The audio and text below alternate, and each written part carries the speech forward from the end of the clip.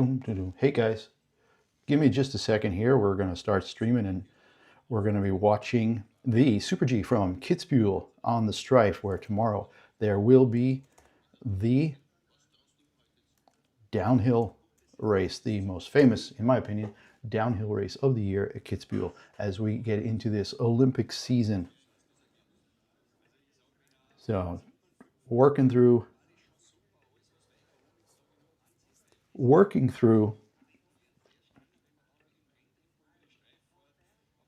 a little bit of technical stuff right now as we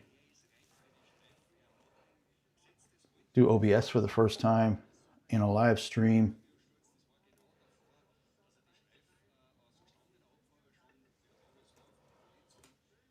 Race starts in 23 minutes. So let's see how this all goes. All right. Now,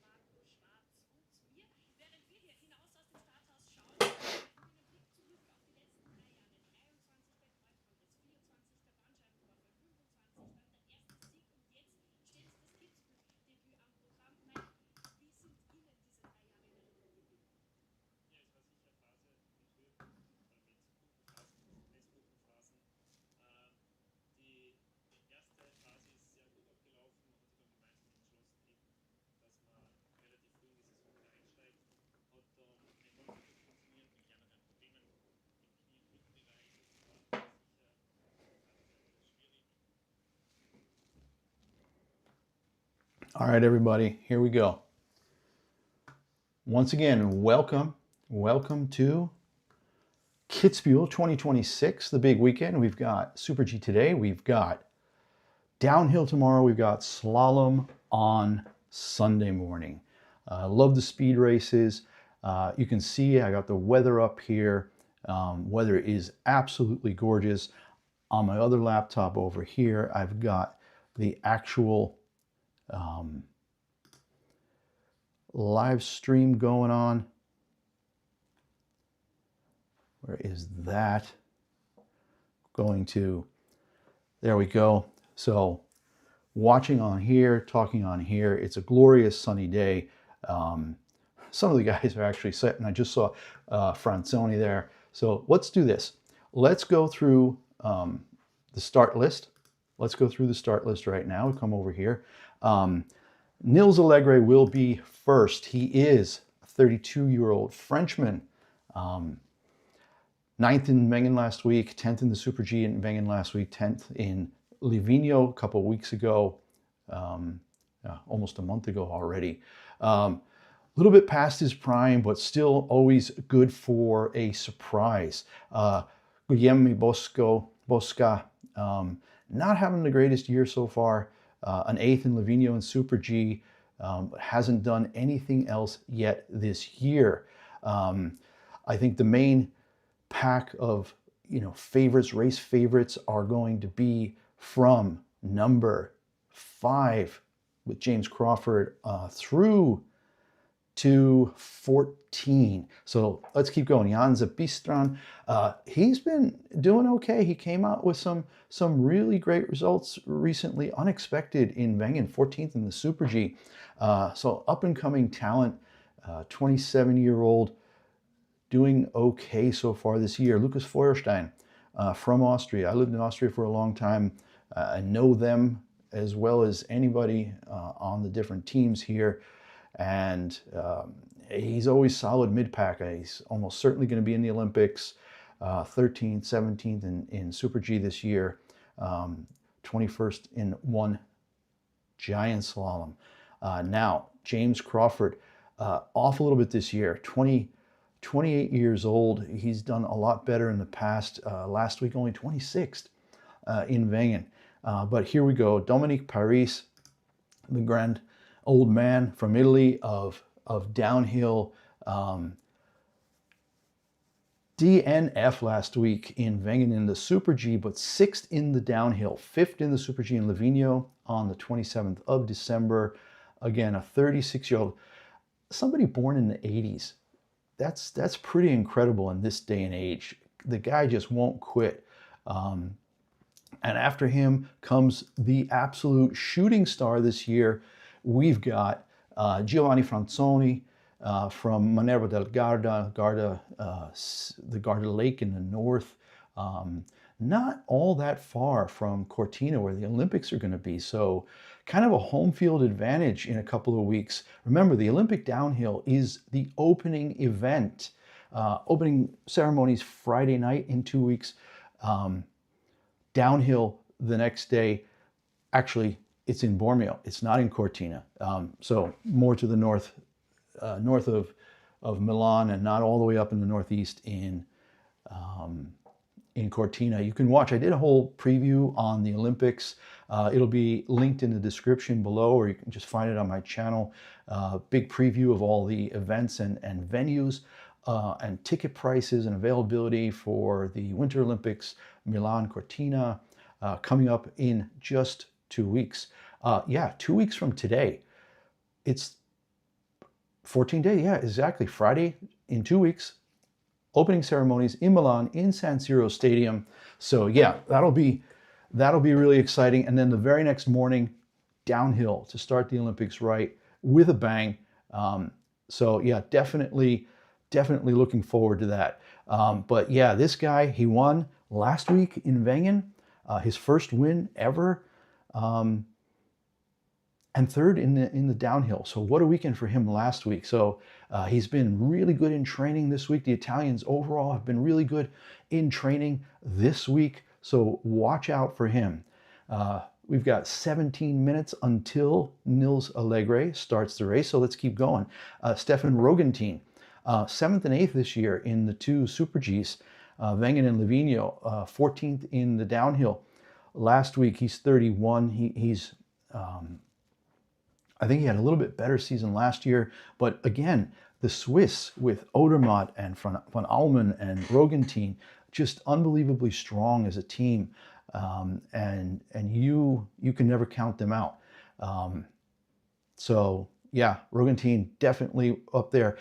Stefan Babinski coming off his 2nd place finish last week in Wengen in the Super G, 11th in Livigno. Downhill only 33rd last week in the downhill in Wengen. Wengen's just an incredible, when they come, in full tuck through that, through those 2 big rock formations and just drop off, and the jump there is about 35 to 40 meters, 120 feet or something like that. Just incredible to watch. So yeah, he is, I think he's poised for a win. He's 29. He's really coming into his own this year with that 2nd place finish in Wengen last week. So look for him on home turf in Austria to make some noise. Now for me, one of the big favorites, super consistent, along with Odermatt. Franzi van Almen is just an amazing skier, speed skier, and yeah, definitely want to see what he does today. I think he can. I mean, he's so young. He's only 24. Had a great year last year. 429 points. We'll look at the point standings in just a second. Got a couple other windows open. Real quick, back to last year, Odermatt won by just 11 hundredths of a second over Raphael Hasser, and Rogentin was 3rd. So the live timing window is here. We're going to have that up in just a few minutes when the race gets going. You can see the start list here that we've been going through to get some bio on the people. And then you will definitely, get to see all the time differences. Let's keep going. Just get through those top 15. Then we'll look at the course a little bit. So back to Franjo van Almen. fourth last week in Wengen in the downhill, and back-to-back third places in Super G. So no reason to think he's going to do any worse than third or fourth today. It's always just a question, Wengen was Switzerland home field advantage. Now we've got Austria home field advantage. Lucas Feuerstein, Stefan Babinski, Vincent Kriechmeier, Marco Schwarz. We'll have to see who's really into it this week, who's going to be taking advantage of that home field advantage. All right, number 11, Raphael Hasser. Yep, again, fifth last week in the Super G, second last year here. So huge for him. He's 14th overall in the World Cup with his 311 points. 19th in the downhill last week, 5th in the Super G in Wengen. And yeah, just the week before that in Adelboden, also in Switzerland, 8th in giant slalom. So having a solid year. Alexis Monet, another strong Swiss rider, only 26. And look at that, second in Livigno just a month ago in the Super G. 19th only in Wengen, a bit off last week, but then came right back the next day and was 5th in the downhill. So again, double threat today and tomorrow. Most of these guys are, and we will see exactly how this goes. Yeah, the real big favorites right now, starting with that number 10 with Franjo van Almen, Raphael Hasser, Alexis Monet, and now we're talking about Marco Odermatt. First in the World Cup standings, 1,100 points. He's just crushing it. He's absolutely crushing it. If we just quickly go over and look, he is almost 500 points up on Lucas Broughton. And Lucas Broughton's just a giant slalom guy. He's kind of dominating that side. Odermatt is dominating the speed side. Atlee Lee McGrath third. You have to go down quite a bit to find the next speed guy. You got to go all the way down to 8th here for Franjo van Almen to get the next speed guy. I don't know if that's because they've had more giant slalom races so far this year, or if they've had more, less downhill and Super G. So definitely going to see how it goes for them. But Franjo van Almen only 8th, 700 points behind Odermatt. I mean, he's absolutely, crushing it, with his results. Vincent Kriechmeier, big Austrian favorite, 34 years old, second in the downhill last week in Wengen, had a DNF in Livigno a couple of weeks ago in the Super G, and 12th only last week in the Super G. I just think he's a badass. He is one big, tough son of a gun, and he can get angry at a course. And I think when he does that, when he really commits and gets pissed and goes down just brutally, he's a guy who can win. He's won a bunch in his career. Got a couple of medals, World Cup, World Championship medals, Olympic medals. And I think he's building up to this probably being his last Olympics. He'll be 30. He's 34, so he'd be 38 by the next time. It'd be a stretch for him to still be around in 4 years for the next Olympics. And that's kind of it from the big favorites. Now there's a local favorite, Marco Schwarz. He's not always been a speed guy. He's more of a giant slalom guy, but he is going to be racing today and maybe tomorrow. He's one to watch. He's technically one of the best skiers out there. So we will see exactly what happens with him. So let's do this. Let's look at the course a little bit right now, just to make sure we all understand exactly what we're looking at here. We've got this map of the downhill. And that's where the downhill starts, up at 1,665 meters above sea level, so about almost 5,500 feet, ends at 800 meters, so there's a 800 plus meter difference, half a mile difference, 2,600 foot vertical in the downhill. Now, the Super G starts here, so all these really crazy big jumps, the first big jump, the Mausefalle, which is the mousetrap, the carousel curve, the Steilhang, which basically means the steep part, the Schuss by the bridge, and then there's another here which is just a gliding piece, which is not as fast before they start to head down to some of the faster things again. Now, the Super G starts in here. I'm thinking we're probably going to be talking about a minute 40 maybe today for the whole thing. I'm going to double check again real quick. Now we're still 8 minutes away, so getting close. I just wanted to make sure, I don't want to miss that. It's going to be a really great race. I think it's going to be a super fast race. Everybody's talking about this weekend maybe being the weekend because of the weather and the snow conditions. They've got good snow. They've been making it. It's cold enough. It's icy enough. They're saying that the record for the Strife, for the Hahnenkamm downhill could fall tomorrow. But for today, we're definitely going to see the Super G super fast.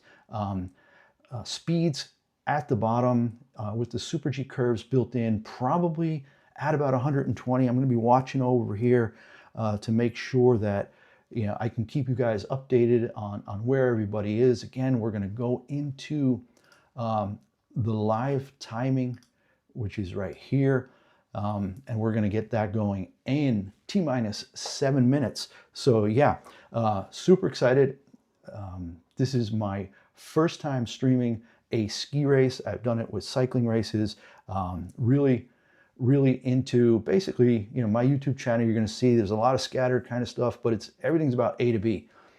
Travel. Is it by bike? Is it by ferry? On skis? Whatever it is, I'm all about movement, motion, and I love to stay in motion. It's even hard just to do these kind of streams because I'd rather be out riding right now, but this is awesome because it's Kitzbühel, because we're in an Olympic season. Actually got my gear on, got to see my gear. This is the 2016 Brazil U.S. Olympic track team gear. The sweater, yeah. I got the entire set of gear in 2018, so it was surplus stuff, but it was given out to athletes, and I was on the World Senior Games, the World Masters Athletics team for the United States, doing high jump in Malaga, Spain. Had no idea I was going to get this, and the U.S. delegate called me up and said, yeah, Tony, got to meet me here at the hotel today. I'm giving out gear. I'm like, I'm heading over to the stadium. I got to go jump. He's like, yeah, quick, come by. So I went by, and he gave me all this great stuff. I got shorts, rain gear, rain pants, rain top, singlet, the whole thing. Was a really great experience to be able to compete for Team USA. That was September 2018 in Malaga. I didn't do all that well that year, to be quite honest. The year before, I had won the U.S. Senior Games, the National Senior Games in Birmingham, Alabama, in high jump. But the next year, I just wasn't. We had moved to Europe. I hadn't trained enough. Didn't do so well. Anyway, here we are, ready to go. We've got 5 minutes till the race starts. So yeah, started the Super G again. Just to focus in here real quick. You're going to come out of the start house, go down, and right into the Seitelalmsprung, which is a jump, pretty significant jump, and then into another very serious downhill part, 120, 130 kilometers an hour during the downhill, with the extra turns, the extra flags here for the Super G. Definitely think that's going to be a little bit lower, but yeah, should be still quite a few spots here where they're at 110 to 120 kilometers an hour, almost 75 miles an hour. And I think when we get down, the Hausberg Kante, this basically means, Hausberg means it's your local, your home hill. Like if you live in a ski area and you're like, oh, that's my home hill. Basically the Kante is the edge. And they're coming, you've seen it, I'm sure you guys who follow skiing have seen during the downhill how the racers come over the edge there, and then it's a traverse, and they're going diagonally on an edge, riding that inside edge of that ski, that uphill ski, going across at like 120 kilometers an hour. often there have been some pretty serious falls there, crashes there, but it's super exciting to watch them come across that edge as they go from the Kante to the Querfahrt, which means that diagonal, into the Zielschuss, which is the final schuss. And then there is one compression at the bottom of that where they have to suck it up one more time. Like I said, about 1:40 today is what I'm thinking. Close to 2 minutes tomorrow, maybe a little less. Maybe it's like 1:25 today and 1:50 tomorrow on the total time of the race. And then there is one more jump. I don't know how it's going to be today with the jump. So the other thing is, guys, I don't know exactly with the OBS what the lag is going to be between what I'm watching over here. Oh, all right. We actually have the test skier going down right now. Oh God, what a beautiful day. He just came across. He had the helmet camera on, the body camera on. And just super exciting to watch. Beautiful blue sky, no snow anywhere in the background, but it's been cold enough for them to make enough snow. And yeah, oh wow, the jump. Yeah, he had to take something out. Yeah, there's that one jump where they come through and you basically have to go into like almost a 90-degree turn just as you're landing. Some beautiful shots of Kitzbühel here in the church. Real quick, let's see if we can bring up where Kitzbühel is in relation to Salzburg and Innsbruck, which y'all might know. Kitzbühel, Austria. There it is, Kitzbühel. I'm gonna go to regular map here for a sec. You can see it's just everywhere is ski lifts and ski trails. And if we just zoom out a little bit, you can see that we're, about, hold on a second. What are we, like 50 miles as the crow flies from, let's do that real quick. Measure distance.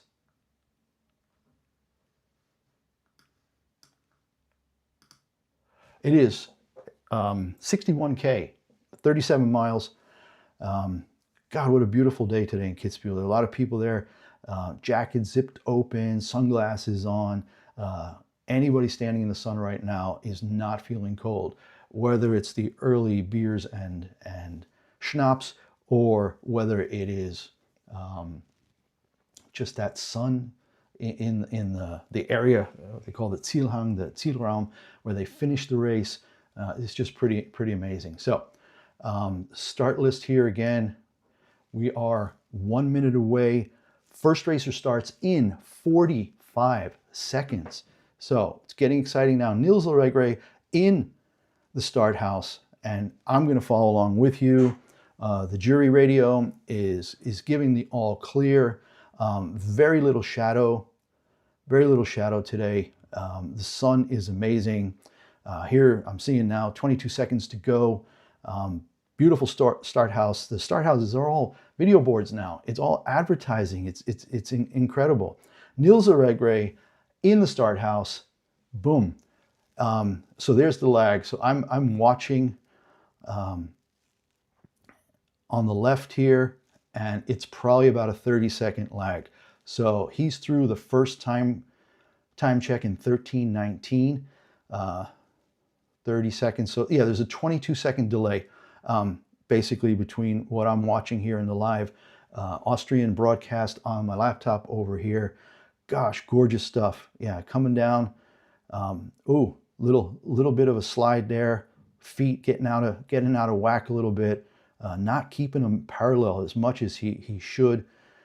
Through the next time, 83 kilometers an hour through the first speed check.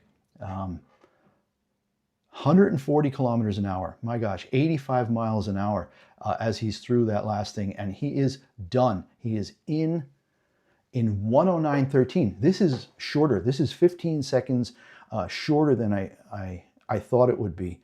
I'm just watching him finish up over here on the left. Tough time, almost missed a gate. after that, that final jump into the compression, and you know, the gates aren't really gates at the bottom here. All they have to do is just kind of lean a little left and right, lean a little. But yeah, he's through in 109.13. That's the time to beat now. Guglielmo Bosca is on his way, starting right about now. I'm looking again at the live timing with you guys here. Yeah, he is on his way. Yeah, Allegre had all kinds of problems there. Wow, just out of control, and a bunch of the jumps there, showing the the replay a little bit there. I'm only seeing Bosca now, number 2, in the start house. So we're going to see in a second. He is 13:48. So actually, out of the top, out of the start house, Nils Allegre was 0.29 of a second faster than Bosca is right now. Of course, these first 7 or 8 racers are not necessarily contenders for the win. Yeah, seeing him come through now with that first time check in the video. Second time check, he's closed the gap to 1700s. Now through the third time check at 48 seconds, 21 seconds, 21 hundredths behind. So still just a little bit behind. And now the question is to see whether or not he can do a better job down at the bottom, where I saw Nils Allegre really struggling to keep his skis parallel. So yeah, but no. He's losing it. He is absolutely losing it, Guglielmo Bosca. So even though Allegre looked like he was struggling, he was a lot faster than Bosca down here. And now I'm just watching Bosca come through.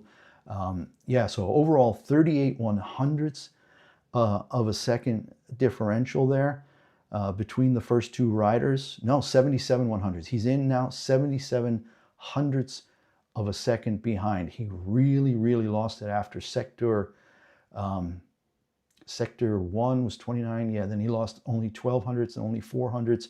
But in the last sector, he lost half of his differential. So 3900ths lost in the first 4 sectors, and 3800ths lost in the 5th sector alone. Oh yeah, coming over that last jump there. Wow, just feet in both directions, out of control. All right, number 3. Jan Zabistran is in the course, out of the start house, 10/100ths of a second behind after sector 1. Moving towards sector 2 now. Keep an eye. Actually, this top thing's a little deceiving. I'm gonna stay with the bottom here. This is better. I think it's easier to watch. 1000ths, now 1100ths after sector 2. He's looking super clean. 20 seconds in, he had a bit of a slide to the right there, where he lost his ski a little bit, but got control again quickly through the next one. He is now in the lead. 1100ths, 200ths, sector 4, now back to 5/100ths behind. This is going to be really close. Like we said, young guy, kind of up and coming. But let's see, where are we? Yep, second place, only 1800ths behind. So Jan Zabistran, a very nice run here, well ahead of Bosca, good 6/10 ahead of him, only 1800ths behind. Nils Allegre, who again at his age, let's just look one more time. What is he? 32 years old. Yeah, I know it's not that old for skiers these days. There's a certain amount of maturity in there. We're gonna get rid of that. We'll go right back here. Lucas Feuerstein, local racer, Austrian racer, next out of the gate. Zabistran, you can see there on some of the hard lefts, just really struggling to keep it, but I think he's happy. Lucas Feuerstein started on his way with James Crawford of Canada next. Lucas Feuerstein, 2/100ths of a second up at the first sector time check. So it's the first person who got that first sector faster than Nils Allegre. It'll be real interesting to see. It's only 17 seconds to the next one. And boy, he's crushing it. Lucas Feuerstein now 4/10 ahead. And he's looking, oh, wow, the jump. You know how they jump and the skis stay parallel to the ground, hands stay tucked. Really great second sector. Third sector, not as good. I'm looking at that here now with the delay, and it looks like he missed a little bit of a turn. But yeah, he was in awesome shape after sector 2, and oh, he's had a big mistake here. He's lost 8-9 tenths of a second. I'm going to try to tell you where exactly it happened here. Coming through the Red Bull, yeah, coming through that Red Bull balloon banner. Almost crashed coming off after that. Barely made it back to inside the gate. Lost a lot of time through sector 4 and into sector 5. He still ended up third now with 109.60, 47 hundredths behind Allegre, 18, so 29 hundredths behind Zabistran. So unfortunate. He was up so much. He was up 4/10, lost a total of 9/10 from the end of sector 2 all the way down to the finish. So yeah, definitely unfortunate that happened there. But yeah, you can see a hard left coming to the Hausbergkante, where they do the traverse across after that edge and then the traverse, and that his right ski was just all over the place. Then he hit one of the flags. That threw him off, and he had to do a lot of correction to get himself back in line before the next one. James Crawford on the way, fastest first sector time, even faster than Feuerstein, who had been a couple hundredths ahead of Nils Allegre. Another tight one here. Crawford looking good. You know, he's a really savvy vet, and he is 400ths down now after sector 2, skiing really nicely. Again, you can see up top. I think the gates are posing a problem for these guys. I'm seeing a lot of like hip corrections at the last second. They're coming around expecting a little bit more fluidity in the gates, but it doesn't look like it's there. I've seen this on almost every racer so far, that at least at a couple of gates, they're just really struggling. Crawford is in third. Missed out on second by 4/100ths to Jan Zabistran. 22 hundredths behind the current leader, Nils Allegre. You know, the vet, just amazing that he's here and he's in first after the first 5 runners. Going down with number 1, not always easy, but Nils Allegre absolutely put in a fantastic first ride, and you know, boom. He just crushed it there. So now we're going to see another one of the really great old skiers, Dominique Paris, 36 years old. He is on his way. He started, here he is, I'm watching him over here. Team radio, they should have seen on TV, like Ali said, on the 28th and 29th gates, keep your line clean, make speed on the 29th gate.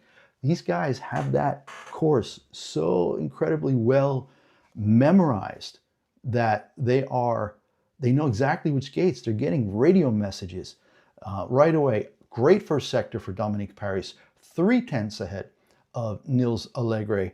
Only 18/10 after the second one. And you know, moving into the third one, watching him here, he's keeping a super tight, bad slide between sector 2 and sector 3, and he lost 17 hundredths there. But picking up speed again. Oh, that's the lag. Okay, sector 4, he's now almost 3/10 behind. So the question is, can he still stay podium for now? First place. What a strong finish. Sector 4, sector 5 for Dominique Paris. Incredible. He knows this so well. And I'm watching now how he made that time back. Coming over the Hausbergkante, the edge before the big traverse, the diagonal traverse. Really impressive. And his top speed was 141, faster than anybody else. And that's what made the difference now. So 36-year-old Dominique Paris of Italy absolutely crushed it. Took over first now from Nils Allegre by 27 100ths of a second. Seeing the replay, going over the jumps here. Got a little bit forward on that one, but boy, he's so strong. He was able to correct. Almost lost it after that second big jump. But yeah, his strength and his technique going over the house bear content and into that traverse was just amazing. He just made up so much time right there. So, all right, one of the big favorites now, Giovanni Franzoni, has started. Let's look at him real quick. This is this young guy, 24 years old, who won the Super G last week in Wengen, third in the downhill, 10 100ths behind Dominique Paris in the first sector. He's looking good, super strong young kid. Boom, from sector 1 to sector 2, 0.3 of a second gained over Dominique Paris. So we're going to see now what happens here as he goes down. He's looking really clean. This kid is so strong. He's got such a deep tuck. Lost a little on sector 3. He's now 19 hundredths behind. So we're going to have to see what happens here. Even after sector 4, this is going to be close. We are neck and neck, 0 100ths of a second between Franzoni and Paris. And no, I'm going to have to see 43 hundredths behind. He's only, he lost 43 hundredths in the final sector. That's almost half a second. So from, I got to see what happens here. I'm watching it on the left here as he comes down, goes over that final jump. Oh, he didn't get any lift. It was like he was either way too early or way too late. And he actually put his right hand almost down in the snow, just absolutely lost it on that last section. He lost more than 0.4 in sector 5. Puts him in second overall, split Paris and Allegre. But yeah, it's just some great images coming here. But boy, after the jumps, some of the first turns after the jump, coming over the jump, you just hit down and you have to right away dig in your edge. So, all right, who's next? Stefan Rogentin of Switzerland. And Dominique Paris still, I mean, age 36, you know, in first after the first 7 riders. And he is on the radio telling folks up the hill. What, you still got Matteo Cassé from Italy to come. You've got Christoph Innerhofer still to come from Italy, Abruzzese and Aliod. But who we have on course right now? Stefan Rogentin, and he has not started well. Lost 25 hundredths at the first sector, another 13 at the second sector. So yeah, just not going his way right now. Lost another 11, so he's already half a second behind. At that point, this might only put him 5th or 6th. You can see 7th overall for sector 3. A really good sector 4. He had the fastest sector 4. Look at that. Made up a half second. This could get interesting. This could get really interesting. Yes, unbelievable. Unbelievable. He made up enough. Oh my gosh, they are tied. Rogentin tied Dominique Paris. The exact same. I don't know. I'm going to have to see what happens here. Coming down that last Zielschuss, it was 1 100th up. The last jump and through exactly the same time. The question is, they're going to go to thousandths? I guess they have to go to thousandths. They have him listed as first now, Rogentin, ahead of Paris, even though they're both in at 108.86. So we're going to have to see. we're gonna have to see what happens here. I don't know. I can't tell if there's like a thousandth of a second time. I mean, they got him in first.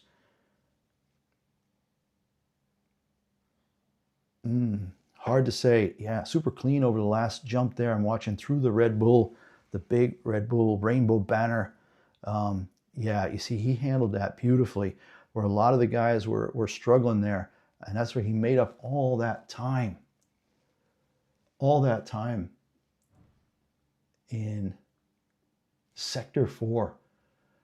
A quarter to a half second over everybody. Stefan Babinski, out of the gate, through the first sector, 5/100ths up, the third fastest, but faster than Roggentin was.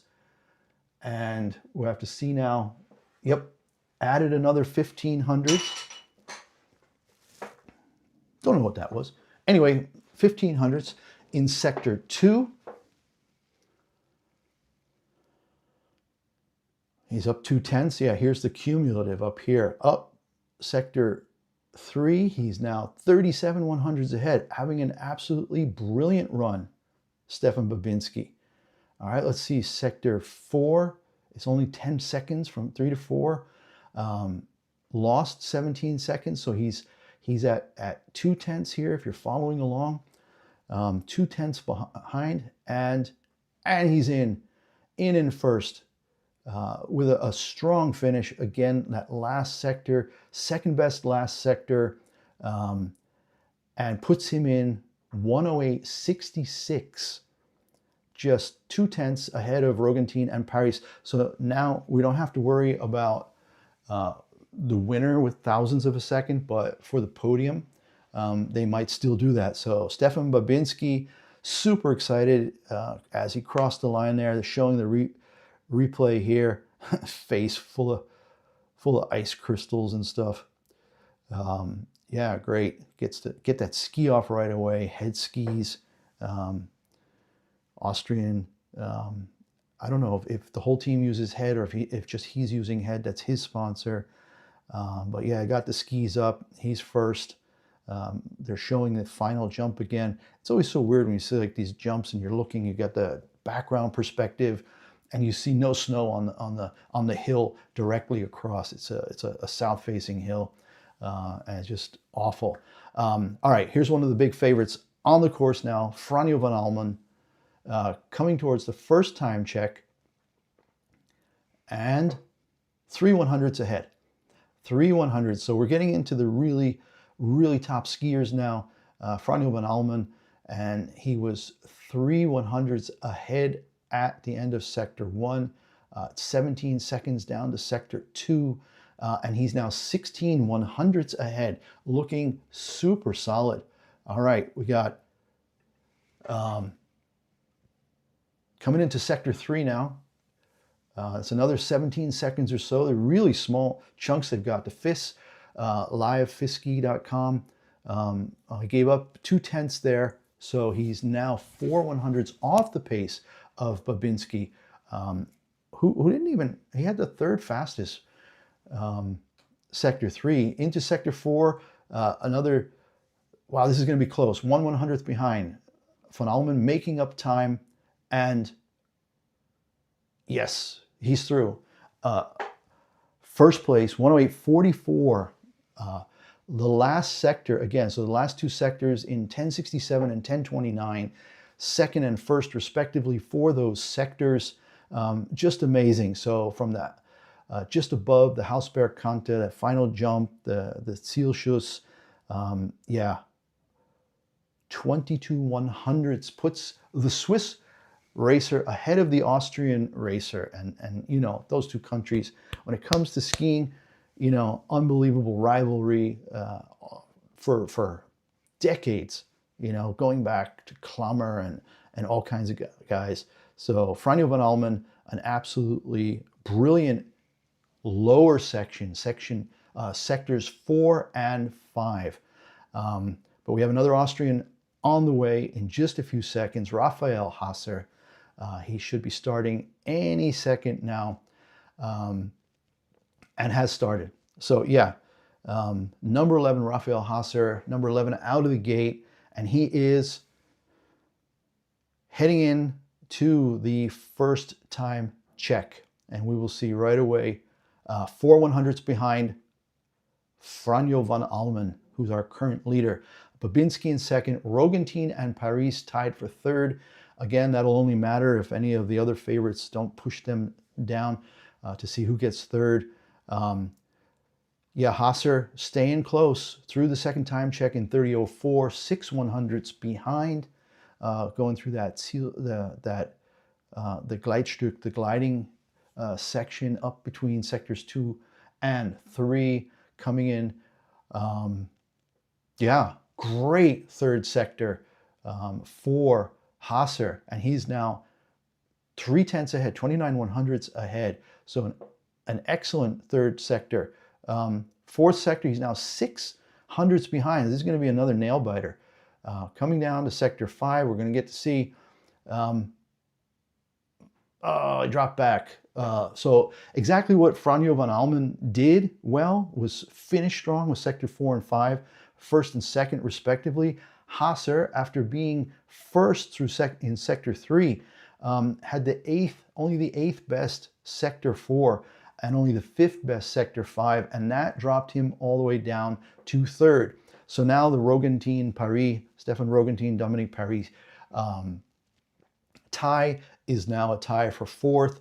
Will have no more effect on the outcome on the podium.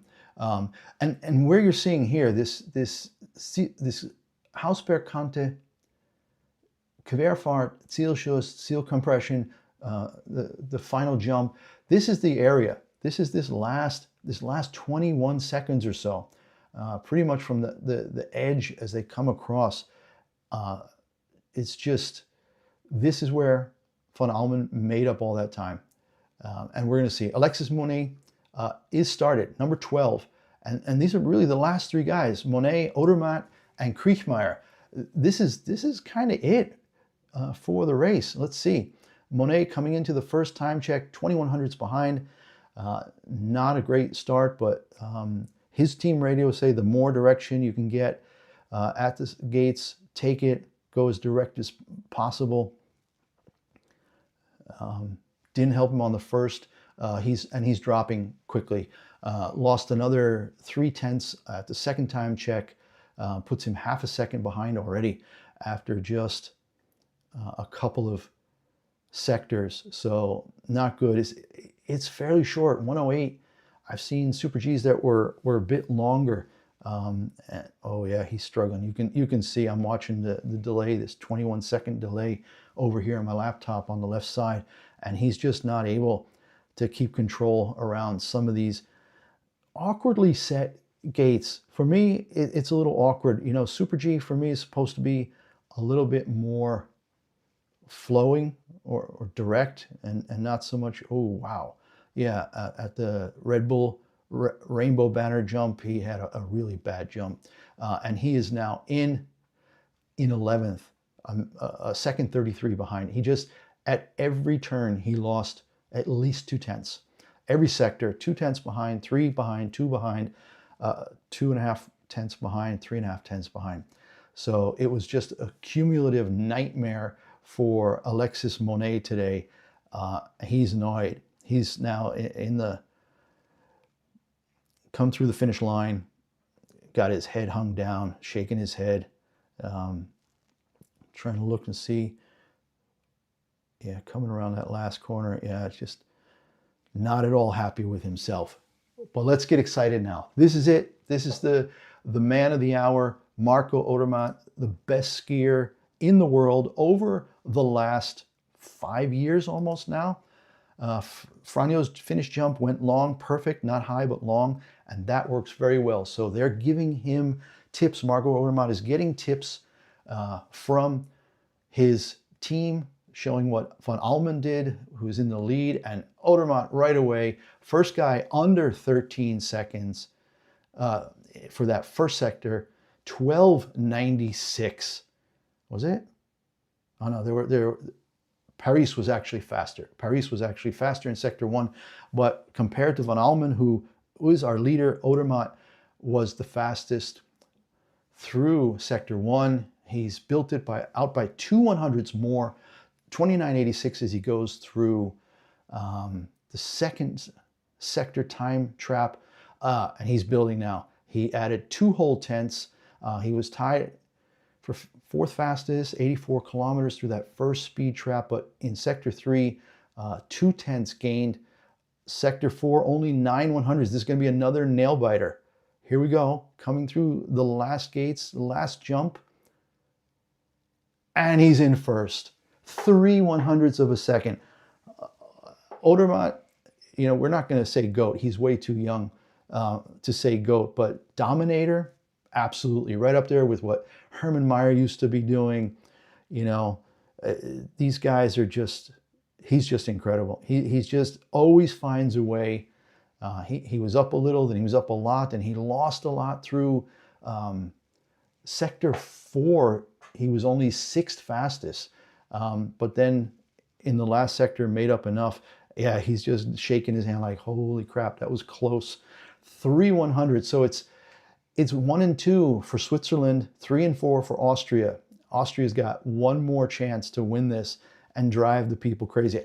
I don't know how many people are here. I think I saw some numbers about 40,000, 30 to 40,000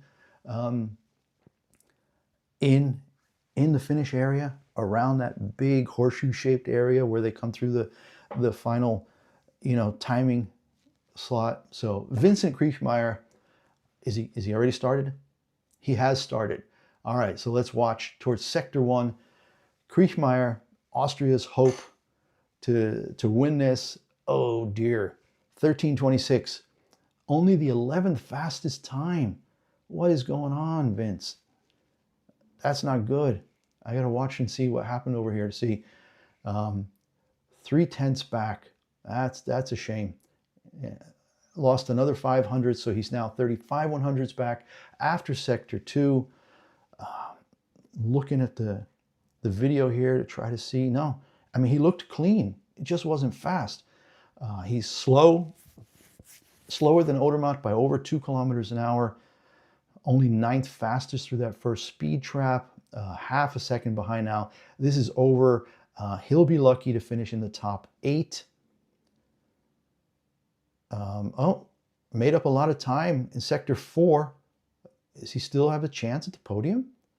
3rd place is still possible. No, 5th. Wow, 5th place. So I think that could be it. We're going to keep watching. We're going to watch through number 30. We're going to see.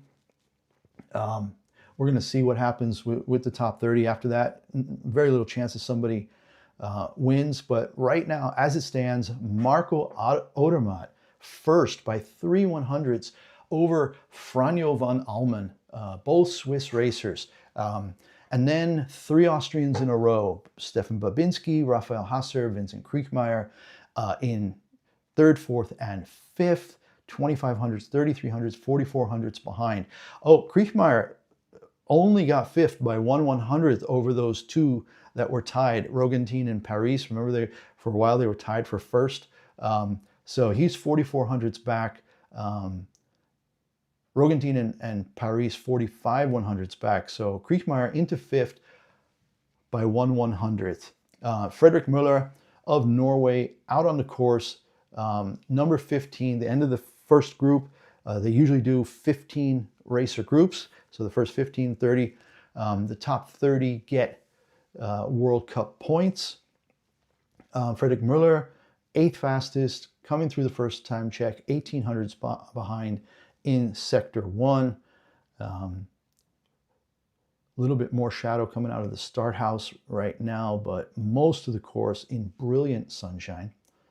Second time check, Müller 4,700ths behind, losing time. We're going to see what his speed is now. I think 84.5 was Odermatt's speed through that first speed trap. Müller in 83. Müller half a second, 4,500ths behind. That is right there. Kriechmeier 44, Rogentin 45, Paris 45. If he finishes strong, he has a chance at 5th, but no, he's slipping, lost three tenths at the 4th sector, and it's not going to end well for him. Frederick Müller, 12th. Wow. He lost so much time at the end. He lost over 5 tenths in the last 2 sectors, in the last 20 seconds. To lose half a second in the last 21.2 seconds, that's a lot. So 12th for Müller, certainly disappointing for him. But I mean, if we go back and look at Müller, well, yeah, I don't know if he's coming back from injury or what, but he hasn't had a lot of, I wonder if he got into the first group because of old points or something, but his last Super G was a year ago, December, when he finished second in Vail Beaver Creek, DNF and in Gruden. So I wonder if something happened and he missed almost a whole calendar a whole calendar year. Let's try to talk right. All right. Where are we?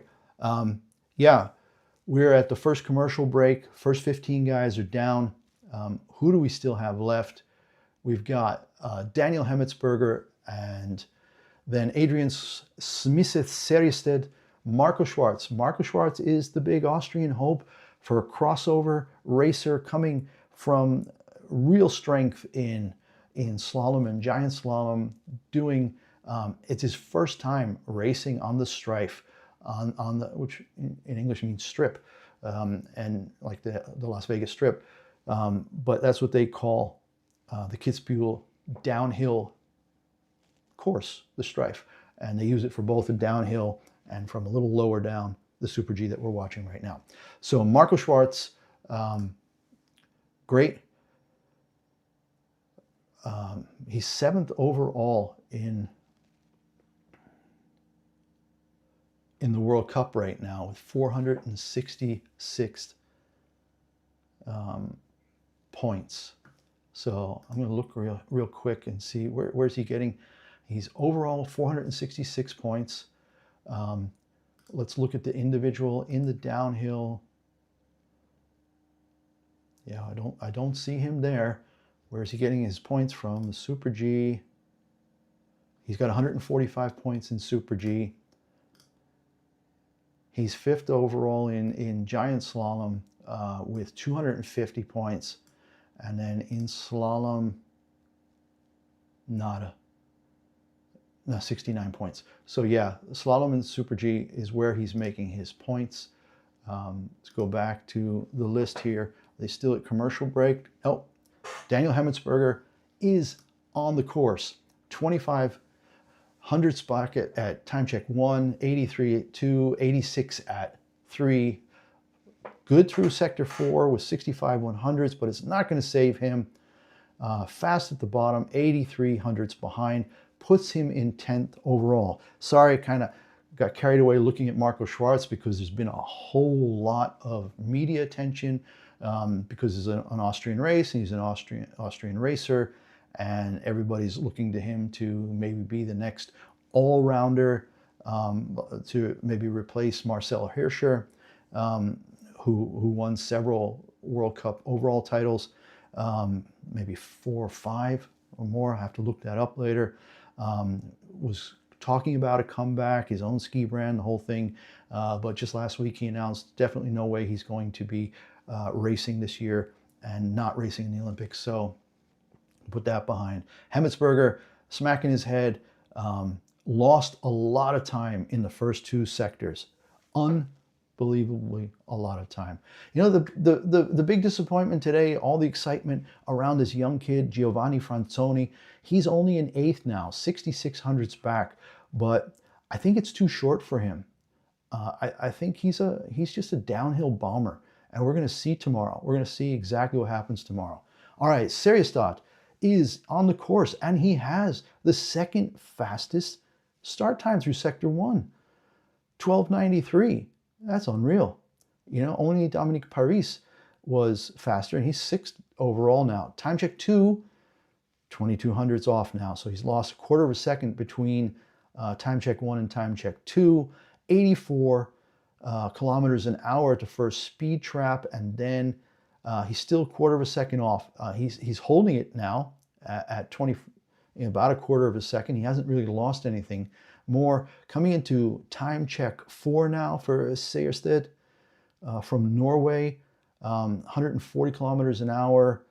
He's 1500ths. Wow, fifth.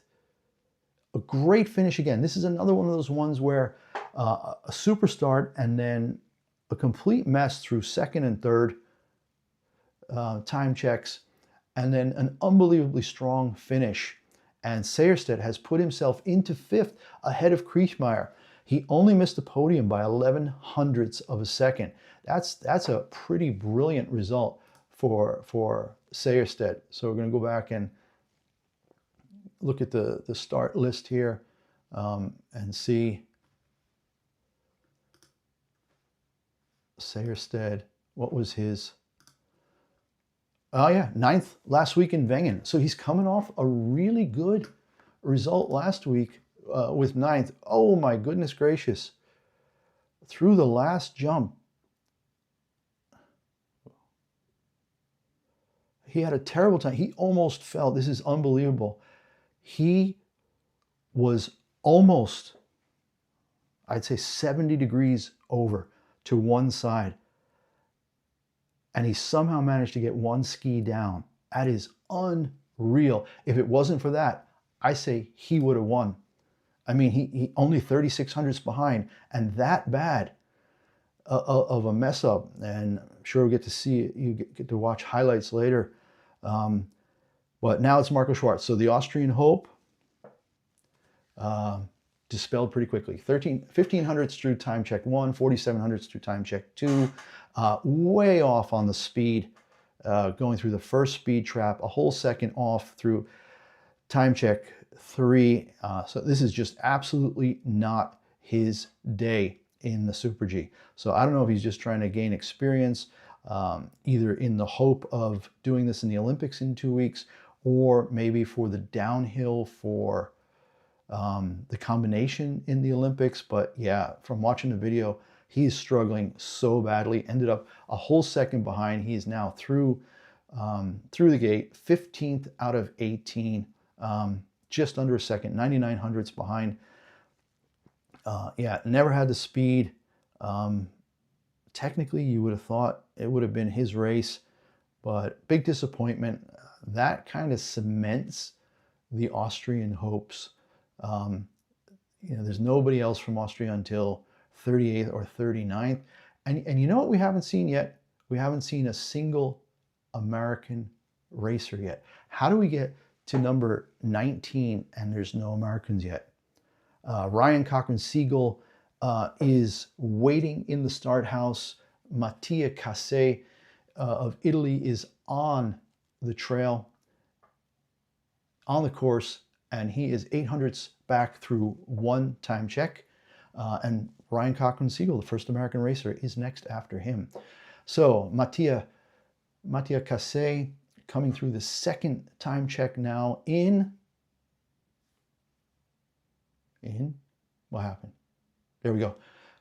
3/10ths back. So doing all right. You know, if he can hold on to that top 10, definitely possible for him. He was quick off the top, nice over that first big jump, kept himself almost completely in the tuck with the one pole under, not letting the skis get away from him. 4500ths, not fast enough through that first speed trap, but good. Between 3 and 4, made up 1400ths. He's only 3/10ths back now. Second fastest on the speed coming down the last speed trap, and he is 6th. So he split Sejersted and Kriechmayr, and Kriechmayr fallen away, so that Austrian 345 is now 347. The Swiss have 1st, 2nd, and 8th, and the Italians have 6th, T8, and 10th. So a tough day for the locals. A podium still at this point, but Casse now splitting Sejersted and Kriechmayr to take 6th by just 4/100ths. So there's a real density in there from 4th to 8th, 4th, 5, 6, 7, 8, 9. Well, because it's T8.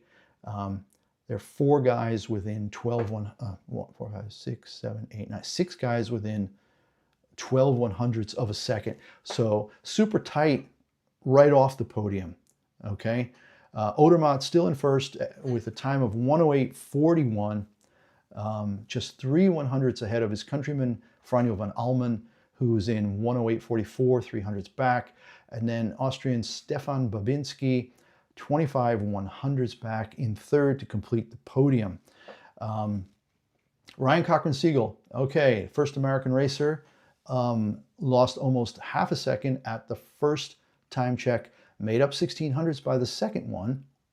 Looking for the first speed trap, see where he is. You got to be at least 83 kilometers an hour, you know, otherwise you're just not going to be able to take that speed down. 86th, holy cow. This is the fastest speed I've seen. But something happened. I was watching this wrong because it looked like he's one of the fastest here. But then he lost a ton of times. He lost half a second here, another 2/10 here, another 10th here. A little slow at the second speed, and yeah, he just completely collapsed. All the way down, second last. Guglielmo Bosca, at this point, the slowest of the day. That was starter number 2, if you remember back way in the beginning.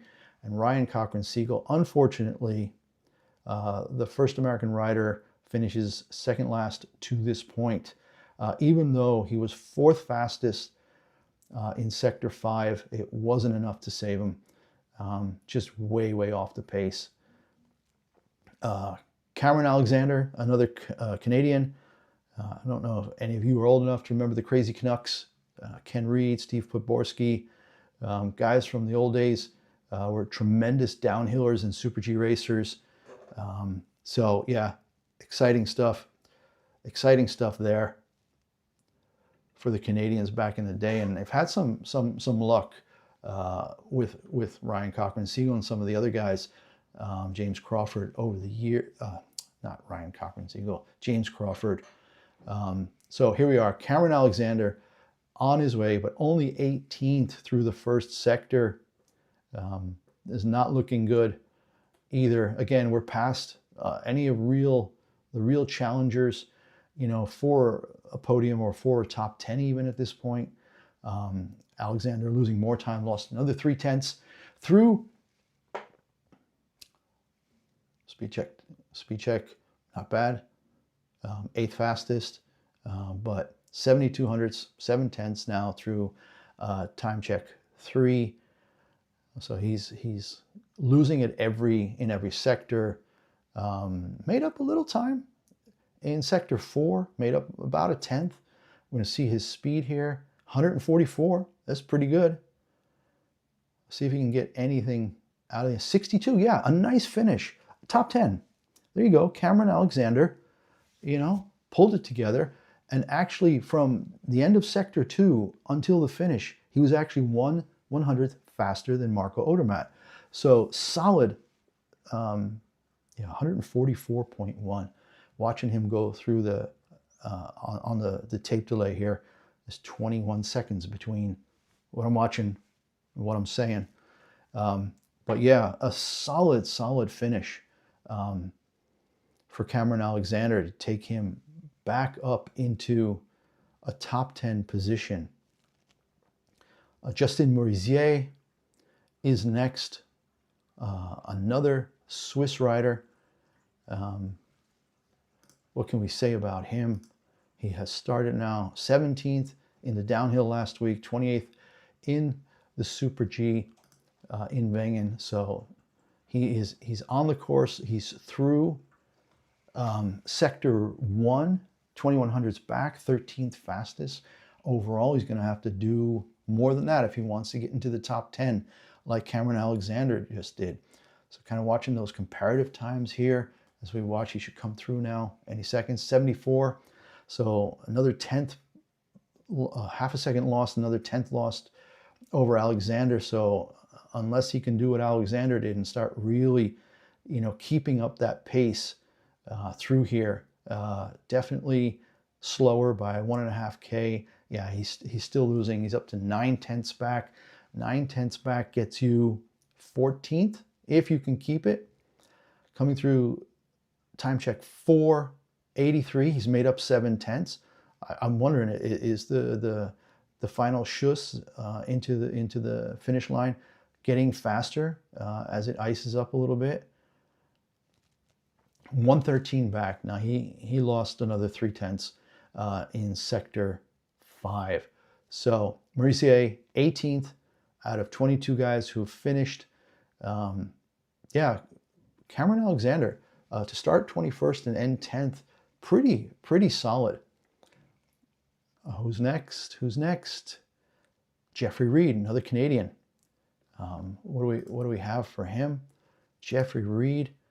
Only one set of points this year, 4 or 5 points for finishing 26th in. Oh no, that was last year. That was a year ago. No, that was December. December 27th, 2025. 26th in Livigno. Got him 5 points. Both races in Wengen, out of the points in 37th and 43rd. So let's see what happens here with him. He is on course. No, he's not on course. We have another commercial break. I wish somehow the sync would be closer. It's just really unfortunate that there's that 22 second delay in the television. It makes doing these kind of live commentaries kind of not so live. I mean, it's fun. I love it. But yeah, to see these guys going 20 seconds later, it's like, oh, look at him, he's doing great. And then you're like, oh, he's 7/10 behind. Not so great. But yeah, definitely pretty cool to watch these two streams at the same time. You get your timing, all these numbers flashing up. I'm a numbers geek. But then to watch the feed on the left and go, oh, that's what happened. There's that delay between seeing a really slow time or a really good improvement in time and actually seeing what happened on course. Just, was it Seierstad? Yeah, I think it was Seierstad who really, I mean, you want to watch the highlights of this later. If you're watching this several hours from now in Canada or the US, when you wake up, because it's like 6 a.m. East Coast, 3 a.m. West Coast in North America, to watch for Seierstad. Adrian Smith Seierstad from Norway, finished 5th. But watch what he does on one of the jumps where he's literally like this far over. His body is like I said, 50, 60, 70%. And we're back. Jeffrey Reed on course. Really solid. First sector, lost a lot in the second sector. Very slow through the first speed trap, and he's already 7/10 back. He did so well, 13:01, 5th fastest at the first time check. But he's just losing. We're going to see here, sector 4. Yeah, lost another 3/10. So, between 1 and 2, lost a lot. His speed is under 140, which is only 14th. And he is now in the finish. Oh yeah, I could see coming through the Red Bull rainbow banner there over the jump, almost crashed. And that's what happened. And the traverse, way too low, having to make a tough turn there. And the time just gets away from you so fast. So he finished 20th. Not great. Who we got next? Christoph Innerhofer. Okay, there's a name. 41 years old. Let's just take our hats off to this guy from Bruneck, from the province of Bozen, Bolzano, Brunegg, northern Italy, what they call Südtirol, South Tyrol. A lot of them have German names, speak German as their first language, are Italians. He is on the course. Is he on the course? Started. He has started coming into Time check 1. Let's watch the board. Let's watch the board. 13:04. All right, 6th fastest. I mean, we're talking 41 years old. This is another vet. Unbelievable. The Italians have a couple of really great older ski racers. Coming into time check 2. Let's see if he was able to hold on to that. 34/100s. All right, he's still top 10. 34/100s, actually, if he held that, would get him 5th. So this is pretty exciting for a guy with start number 24 who's 41 years old. Christoph Innerhofer, little slow. Oh my gosh, he made up time. He made up time coming into the time check 3. He's only 29/100ths down. That would put him 4th. He has a shot. No. Yes, 35/100ths. He still has a shot at the podium. If he can make up a 10th. He's a little slow though through the second speed check and into the finish. 1:08.98. No, he lost quite a bit of time. 10th though. 10th. Right ahead of Cameron Alexander. But again, we're talking about Christoph Innerhofer here. 41 years old, 10th placed in today's Super G here in Kitzbühel on the Hahnenkamm weekend, on the Strife here in Kitzbühel, Austria. I'm coming to you from Valencia, Spain today. I'm going to be here tomorrow. Don't forget to tune in for the downhill. This for me was a bit of a dry run to see how OBS works, to be able to stream live. To get all the stuff working, a little VPN action because can't watch the Austrian feed outside of Austria. So we got VPN on the laptop, I got regular high speed uploading to try to keep the streaming as fast as possible on the Mac Mini over here, and that's how we're trying to do this. Miha Robat from Slovenia. On the course, 2300s back at the first time check, 17th coming into the second time check now in just a few seconds. Very cool uniform. 4800s back, 14th. So losing more, but not a ton. We'll see this super fast. All right, he has the 6th fastest time at 85.12, but that's funny, even with the 6th fastest time, he still lost another 4/10. I'm gonna have to check here. Yeah, he banged hard through the gate going through that time check. Wonder if that was enough, and now he's just losing. 8/10 back, kind of slow through the final speed check, and 1:09.50, 19th place overall. Miha Hrobat, I don't know if it's Hrobat or Hrobat, from Slovenia. He's in a couple of DNFs in this year's Super Gs and 24th last week at Wengen in the downhill. So 19th now, he's got a good chance to get some points. So nicely done. You got to start somewhere, right?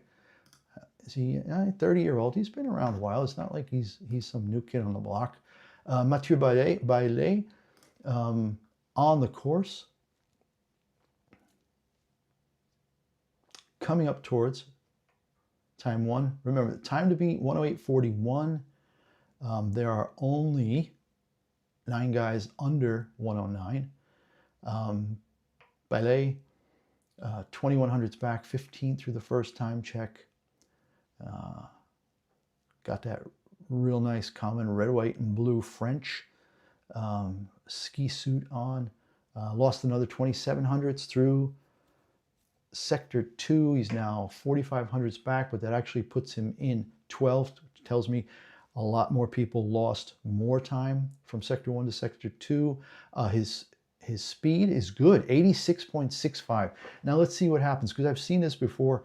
Only lost 1400s more, even though it seems like he's got the fastest time or fastest speed through that first speed trap.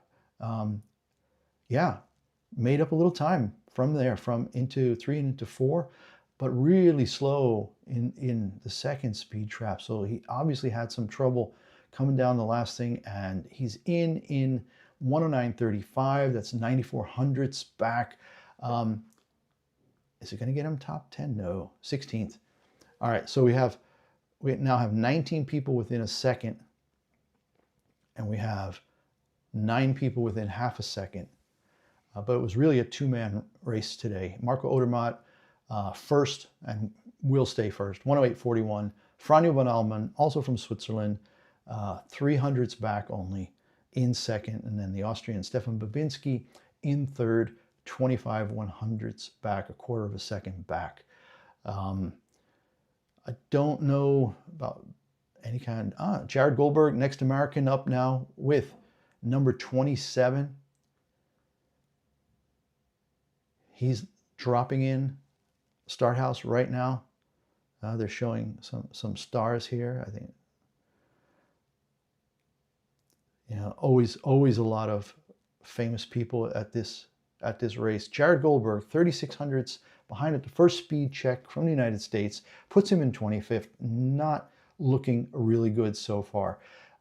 Top 30 people, you know, that's going to be mostly it. There are seldom any surprises after number 30th, especially when conditions are this good. All things being equal, the better guys always do much better. In really strange conditions where you have clouds that then turn to sun, or you have bad visibility, snow, something that changes. During a race, you can get strange results where a guy in the 20s, 30s, even 40s can win or get a podium, but it is pretty rare. Goldberg really falling off the pace, 2 seconds behind through speed check, through time check 4. Really off the pace speed-wise. I'm going to try to see what happened here. But yeah, not awesome. And he's in 1:11.08, my good, 2.5 seconds. And I think that puts him solidly in last by more than a second over the second to last guy. So Jared Goldberg, a really unfortunate day. Pretty much 25th, 26th, 27th at all the time checks. Unfortunate.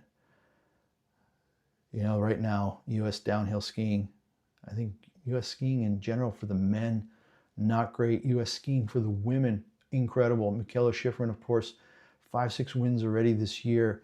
Paula Moltzon, some of the other younger women's skiers, alpine skiers, doing fantastic this year. Team radio, seeing here for Germany, just like in the downhill, there's a little bit of movement in the turns. Means people are getting kind of moved away from the gate. Make sure to ski clean, and then just really full gas. I think they're doing like live translations. So the message was in German, and they say full gas for, you know, put the pedal to the metal. So Simon Jocher, 23rd, 30. Oh, got a DNF. This is our first DNF of the day. Trying to look and see what happened here on the video feed. 18 seconds in, 20 seconds in, he missed a gate, hit the side barrier, but did not go down, just missed a gate, was not able to control himself coming out of Sector 1 through Sector 2, and lost it on the replay. Got really high. It looked like he took the wrong line. And then he was so far over that he wasn't able to correct. And by the time he got to the next gate, it was all he could do to just stay upright. And then he missed a gate. So the safety nets and the safety tarps on the right side of the course there. Yeah, and there's Team Germany coach, everybody just shaking their heads. You know, these guys are throwing themselves down a hill at 120 kilometers an hour, 140 kilometers an hour. Give them a break. It's kind of rough to see coaches just going, oh, yeah. And showing our current leader right now, Marco Odermatt, super charismatic guy, super happy all the time. Another American, couple Americans right here, Kyle Negamir and River Radamus, who we know from from slalom, Kyle Negamir on course. We're going to see what happens with him now. Okay, not bad. First section, 12th fastest, 13:12, only 1600s off the pace. Kyle coming down to the second time check now, 43/100, still 12th. He's absolutely hanging right in there. This is pretty good stuff. I'm thrilled to see him, doing well. He's number 29. He's still, right in the same, staying in that second group, and you need to stay in the second group. You need to be able to have opportunities to start earlier, to get points, get more points, you get to start earlier, and so on. So 8/10, 20th. Made up some time though from 3 to 4.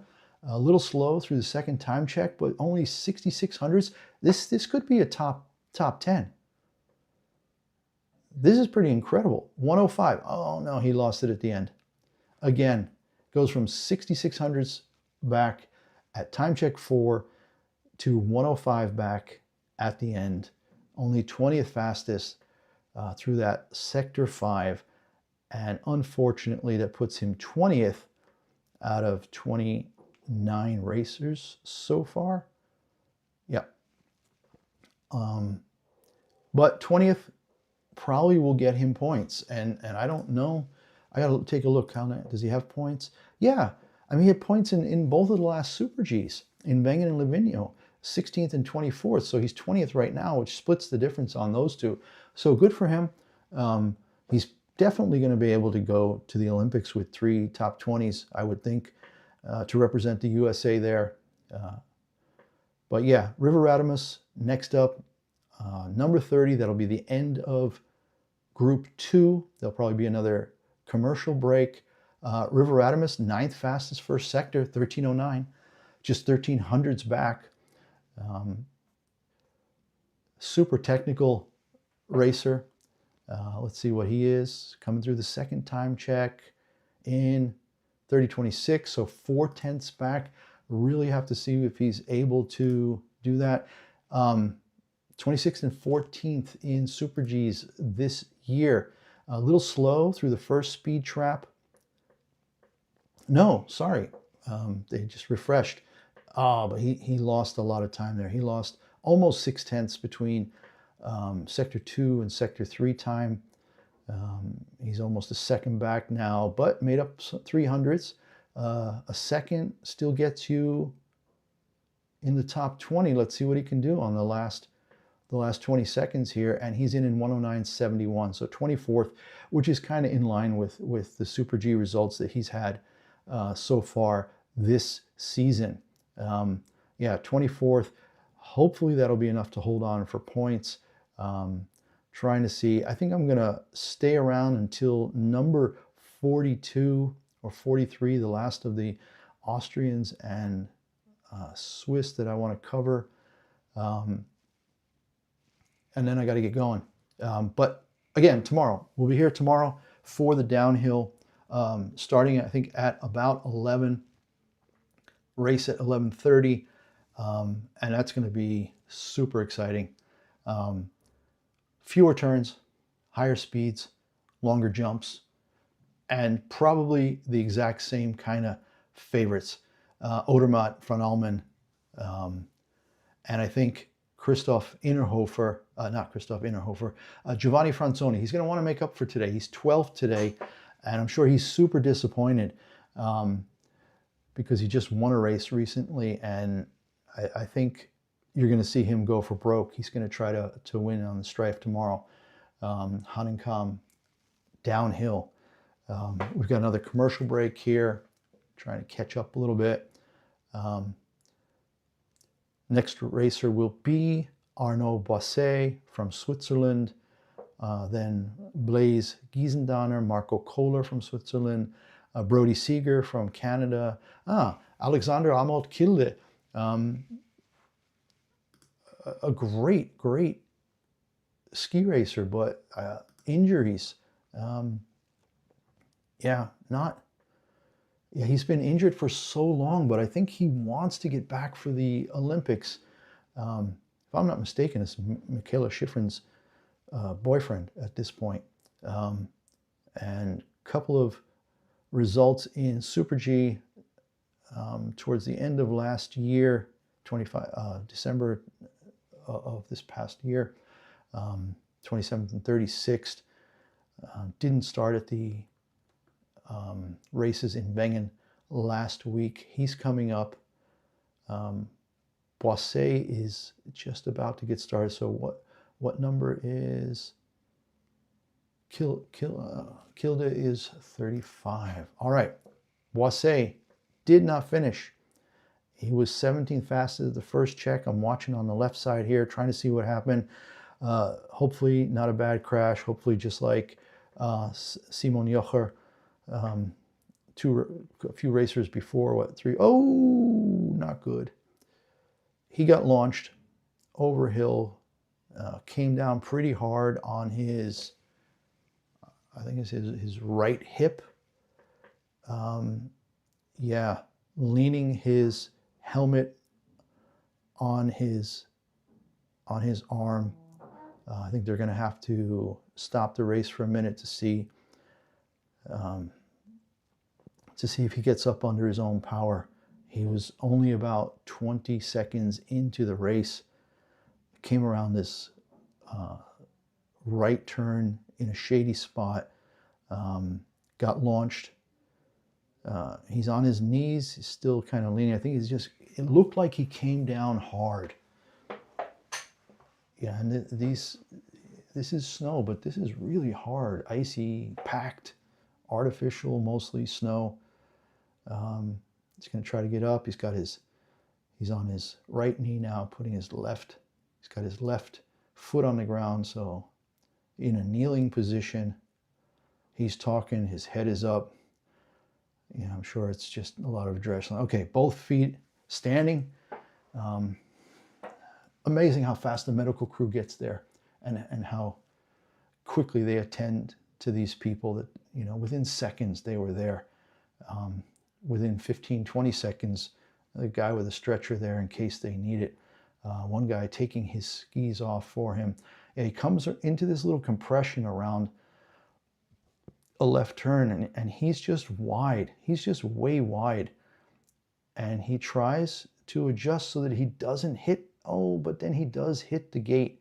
So he was trying to adjust, but when he hit the gate, his left foot, his whole left leg went up above his head. My God, he's like doing a split at 90 degrees in the air. And he comes down on his upper hip, lower back, like back down here. Knees don't look like they get crossed. Oh, and you can see now like the reaction when they see the team coaches and stuff down at the bottom looking up and going, oh my gosh. That was a pretty bad one. All right. He is on his skis, got both poles, really shook him up, but good for him. He's skiing back down under his own power. DNF, unfortunately for him, but doesn't seem to be any worse for wear. Goes through the Red Bull rainbow balloons there, the rainbow arch. And yeah, heading down towards the finish area. Arnaud Boisset, a tough fall here. The Austrian broadcast now over here is interviewing Marco Odermatt in German. Let's see if I can listen in a little.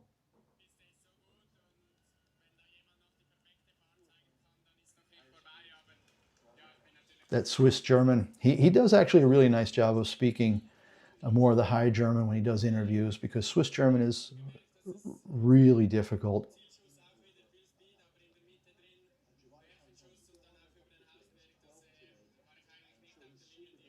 Yeah, he's talking about how he didn't really like the line he was on. He in the beginning the speed was good, the bottom the speed was good, but in the middle section he struggled a lot with the line, not really getting the line he wanted.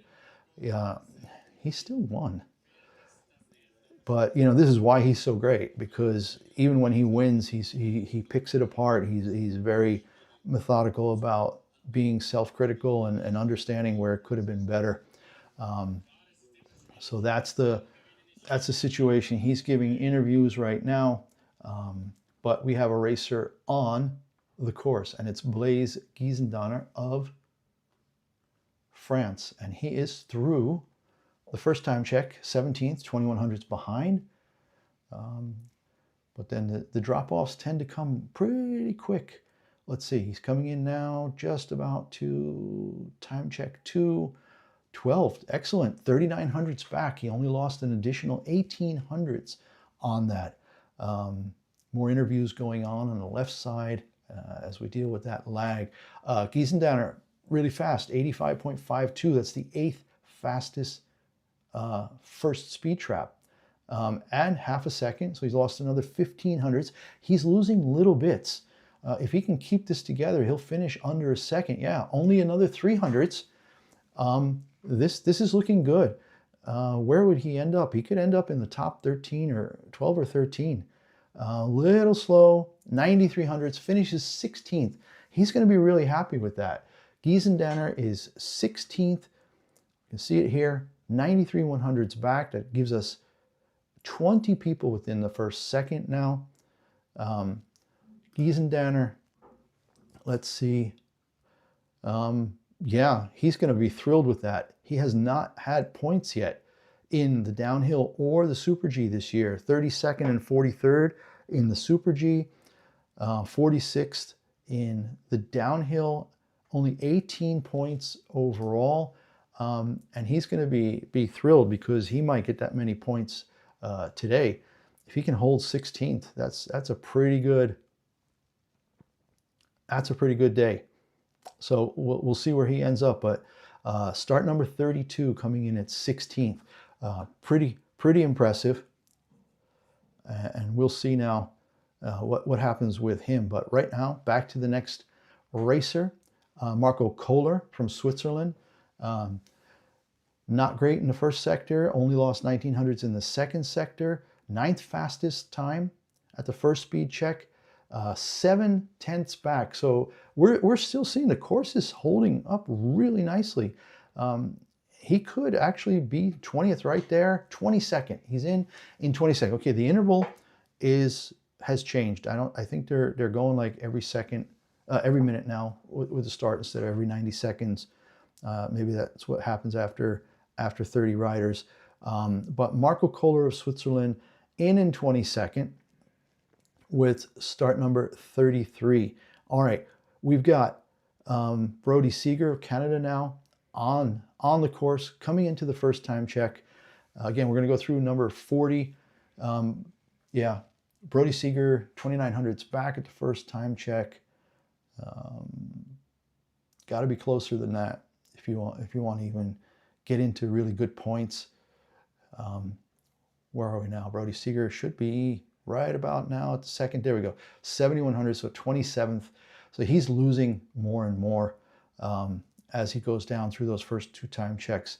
9th, no, still Marco Kohler here. I'm looking at the speed check here, the speed trap for Brody Seeger. A bit of a delay with this whole thing here. Brody Seeger 1 second back already, 30th, 18th best at the fourth section, sector 4. So he's actually going pretty well. Let's see what his speed is coming down into the second speed trap. You've got to be above 140 if you want to not lose any more time. And Seeger is in 109.91, 31st. Yeah, second and a half. He just kept losing and losing and losing. Second slowest overall. 1/100th behind Bosca. Wait, they're giving him a DNF. Did he miss a gate? He might have missed a gate somewhere. Yeah, because he's got a fastest sector 4. And when you're that far behind, something tells me you missed a gate. He's shaking his head. I'm going to see the replay here on the left. Oh, he hit the compression and he went way forward over his skis. yeah, just came into the compression in the shade and completely missed it. Missed the gate, missed the second gate. Oh, Team Canada going, what happened? So yeah, he missed that, and they have given him a DNF. He came through the finish line, but he missed two gates coming down the last 15 to 20 seconds there. Monsen is next. Boy, it's fast and furious now. But yeah, a really bad second sector for Felix Monsen of Sweden. As you can see here, lost over a second there. Only another half second the whole rest of the way. But that puts him way down in 28th. We've got 32 people who have finished officially. We've got 3 DNFs, and Kilde now is a DNS. He just wasn't able to get ready for today. Riley Seeger, I'm going to assume brother of Brody Seeger. I don't know enough about some of these up-and-coming skiers, but I see the 2 names, and he's out there 23rd fastest through the first sector, 10th fastest in the second, so only 900ths more lost there. Riley Seeger, up to this point, really making a good showing of it. Let's get that first speed trap for him, 85, 10th fastest, consistent with the check, but now almost a half a second lost between time check 2 and time check 3. 7600ths behind, yeah, but he's number 37, so again, made up a little time, 16th, 6300ths, under 140 at the second speed trap, which is only 25th best, and in 1 second behind, 23rd. Not bad, 37 start number, 23rd to finish, puts him in 23rd behind Kyle Negamir and Marco Kohler. Yeah, Blaise Giesendanner for a Group 3 starter, still in 16th. He's going to be happy about that. Andreas Pleuer, Austrian, 9/100ths back at the first speed check, the 8th fastest. I don't know anything about this young kid. Not that young, 28 years old. Still, oh, what happened? How do you lose 172, 1 second 7200ths between time check 1 and 2? Something must have happened. I'm going to try to see. The team radio was telling him on the Hausberg, the lines generally get a bit worse. But yeah, he had an excellent first sector. Tight tuck, really nice through the first curves there. Technically really good, and he's got a DNF. So something happened. We're going to watch it here. Comes over that first jump, looks solid. Nice skis. Parallel. Oh, yeah. He came too tight into the big left-hander as he came out of the shade and smacked the gate pretty hard. Tore the gate apart. One of the pieces came with him. So, and then he missed the second gate now. So he's out. I don't know if he was actually DQ'd already, maybe for that first one. Second replay here, just completely missed it. I think yeah, but the problem is when he hit the gate, no, yeah, he missed the next gate. So he hit the first blue gate, and then he was so inside that he ended up going inside the next gate, the orange gate, and that ruined it for him. So DNF for Andreas Pleuer. Next is Vincent Wieser. Vincent Wieser has started. He had points in the Super G in Livigno back in December. So let's see what he's got. Coming into time check 1. Should see this switch in just a second from Pleuer to Wieser.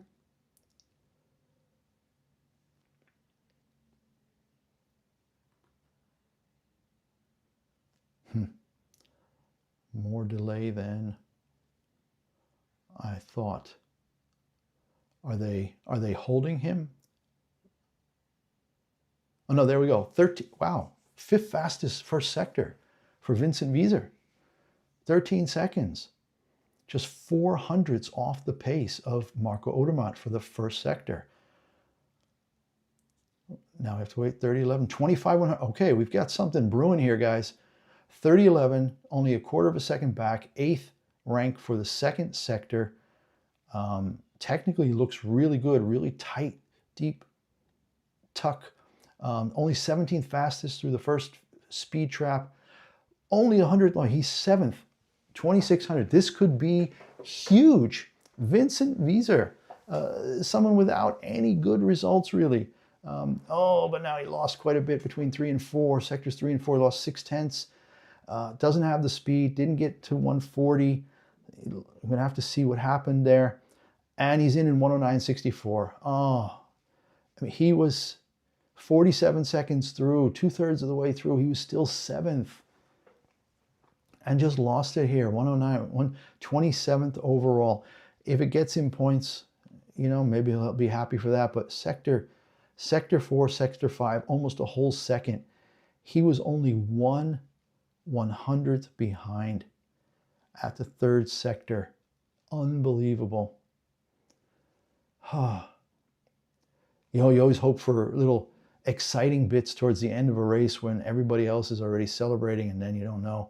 Marco Abruzzese on the course, also a very fast 1st and 2nd sector, 7th and 9th.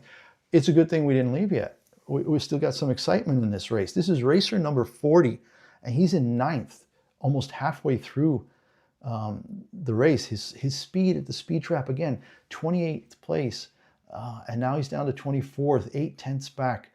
But if you can just hold that, hold the 8/10 back, second 3/100ths, 103. Yeah, dropping, 140.94, pretty fast, 9th fastest. Maybe he can keep it together and try to get in under a second. No, still lost another 3/10 at the end. And he is 28th. Not sure if that's going to be good enough for points. 2 more people could knock him out. Again, best results so far, Mattia Cassé, 19th start position, finished 6th. Christoph Innerhofer, the 41-year-old, started 24th and finished 10th. And Blaise Giesendanner, 32nd start number, starting bib, finished 16th. So let's see, who's on? Oh, super fast French Alban Elezi Canaferina, 2/100ths back at the first start, 2/200ths back after 2. The course is still very quick. Let's see what he gets for speed here. Let's see what he gets. He's fastest, 7th fastest, 86.35. Oh, and then he lost half a second between time check 2 and time check 3.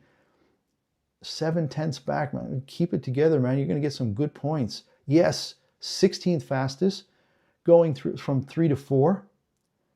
Little slow in speed trap 2. 13th. Unbelievable. I'm going to have to watch over here and see the kind of excitement. I mean, he's like a wild child. He's just going for broke here. Beautiful transition into the end, the last schuss there. Nice tight last jump, staying really low. Oh, this guy's going to be stoked. 13th. 13th. Show me. Hands in the air. Yes, both hands in the air. Double fist pump. Take the pole off. Single fist pump. Super excited. Again, really nice shots. The sponsors are super happy. He came through the Red Bull rainbow thing. Coaches absolutely loving it. He is super excited. Let's get a little bit more. Look at this guy, 22-year-old guy from Courchevel. There he is, Alban Canaferina. Had a few points in Wengen, 4 points, finishing 27th.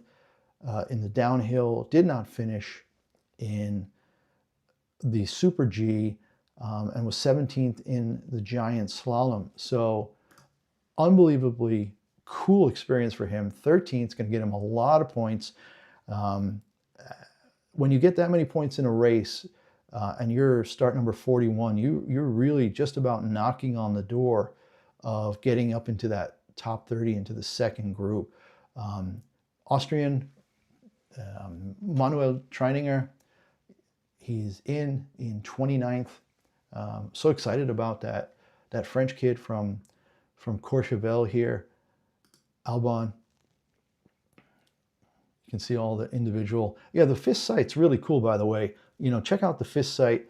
They did a nice job with all the different sectors, the differentials, the rankings for each sector, the speed traps 1 and 2.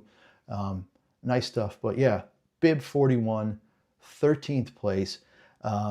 Yeah, right, tied with Nils Allegre, our number one, our bib number 1 from way back an hour ago. Hour and 27 minutes ago. So yeah, we're almost an hour and a half into this. Thanks for staying with me. You know, I see that we still got half a dozen of you hanging around, even though we're towards the end with a lot of these racers not being, you know, super competitive, but then we get that great surprise. Albon Canafarina, 41st bib, 13th, kept it really close, super fast in the beginning, and then in the 4th and 5th sector with, you know, 12th and 5th fastest time to really put it all together. He just had a little bit of a lull in sector 3 there where he lost half a second. Who do we got? We've got a DNF, Alessio Migiano, start number 43. Had a bit of a problem between sectors 1 and 2. And yeah, ends up with a DNF. The ORF, the Austrian television, is using this opportunity to interview Vincent Kriechmeier down around the finish line. He can't be super happy. 7th in Kitzbühel, but I think maybe for tomorrow it's more his thing. The downhill, he's been good at Super Gs, won a bunch of Super Gs, he's won a bunch of downhills, Olympic and World Championship medals. But yeah, 7th is never going to be good enough for him.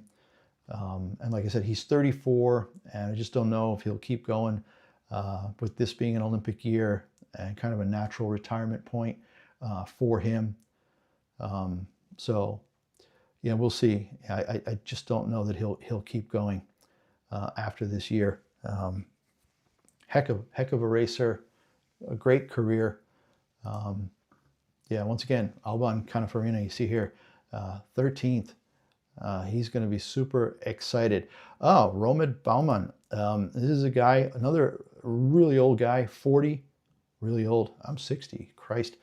A nice young kid at 40, but been around for a long time, almost 20 years of competitive racing, and hasn't made it into the points this year in downhill and Super G, but he is an Austrian who races for Germany now. So let's get back and see. There's a bit of a delay with the DNF from Migiano. So I don't know if they have to fix a gate or something there, but I'm not seeing. Oh, okay, Fresquet, 44 is on the course. 3.5 tenths back after the second time check. Speed is okay. 16th, 18th. Anybody who finishes in the top 20 now with a bib over 40 is pretty good. You know, you got to give him a lot of credit for that. 15th, oh, DNF. Another, it's back-to-back DNFs. That's unfortunate because he was only a half a second back. Adrien Fresquet. Trying to look here what happened. 45 seconds in, I'm seeing the feed now. Came through the Red Bull thing. And yeah, just came so far out, missed it. Missed the gate. There's quite a bit of shade now. After that 45 second, 50 second mark, you come through that rainbow Red Bull sign there, and then it goes into quite a bit of shade. All right, let's get right back to it. Roman Baumann, fifth fastest, 12.99, only 3/100ths off at the top. The course is still really great. And like I said, though, a lot of shade, though. 3,600ths, lost a bit of time. No, 5,600, sorry. 5,600s back, he lost a whole half second. Roman Baumann of Germany, born in Tyrol in Austria. Coming up for the speed check, got to see where he's at. DNF, okay, we're having some issues. I wonder if it's visibility now, because I'm seeing so much shade. These guys are getting really fast first sector times. And then, you know, all of them, Baumann was only 300ths behind Odermatt. He got sideways. He got sideways and could not get up again. No crash, no nothing. Just lost it, got so sideways that he missed the gate and had to abandon. But that's like 3 in a row now. Yeah, Mijano, Fresquet, and Baumann, 3 in a row, and 3 in a row, and none of them were doing that badly. And Baumann was only 300ths off of Marco Odermatt's first sector time. Bryce Bennett, where has he been? Has he been injured? All right, he's on course, 1600ths. Well, all right, the top section here is definitely getting messed up. I've got number 46 showing stuff in 47, and down here, Bennett's next. Okay, Benjamin Jacques Alliot, doing well, 3,500s back, 15th. A little slow, 21st, only 21st fastest through the speed trap. But hey, 11th through sector 3 here. This is impressive. Again, only 4/10ths back. You know, if you can finish 43 would put him 7th now, ahead of Kriechmeier. We gotta see. Okay, he lost a lot on the speed trap. I'm sure he's going to lose a bit. 4 5/10ths. Yep, he lost 5/10ths more, half a second. But 18th, he's going to be happy. You know, Bib 46 coming in 18th, right behind Blaise Giesendanner, and 5 spots behind Alban Canafarina in 13th, who was also a bib over 40. So yeah, definitely the piste is still very, very skiable, and he's happy. Yeah, he's there in his he's Italian. Benjamin Jacques Alliot, Italian racing for it. I'm looking at the uniform going, that's an Italian ski suit, you know. Oh, his jump at the end was freaky, man. Comes through the compression, lost it. Skis went a little sideways, got it together, held his position, serious core work. And yeah, managed to keep it together just in time. 94/100, so tied with Mathieu Ballet, and James Crawford, 18th, 18th. 3 guys at 94/100s back. Now 22 guys within a second. Bryce Bennett, number 47, is next. So 46 was Alliot, and he is done. And Bryce Bennett is next. So what's the deal with Bennett? Did he get hurt? 20th in the downhill in Wengen, and 2 lousy results in Super G, out of the points. So you know, this is a guy who's, I think, won at least one downhill. 1800s back on the first time check, ranks him 21st. The second one, now he's already lost 6/10ths, down to 33rd. So not sure what it is. You know, usually the Americans are really good about, you know, rising to the occasion in Olympic years. And Bryce Bennett has been there before. Look him up real quick here. Alpine skier. He's got 2 wins, 3 podiums. but never really shined at World Champs or at Olympics. So unfortunate for him. Big guy. I think he's like 6'6". So yeah, he's in 31st, out of the points.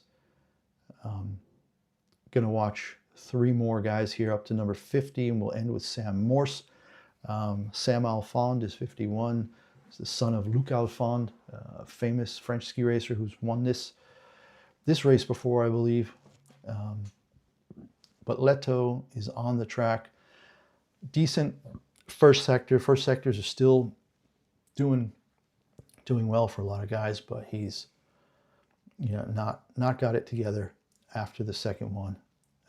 Half a second down now, 26th, losing time as he goes. Actually, I think I'm going to call it for today, guys.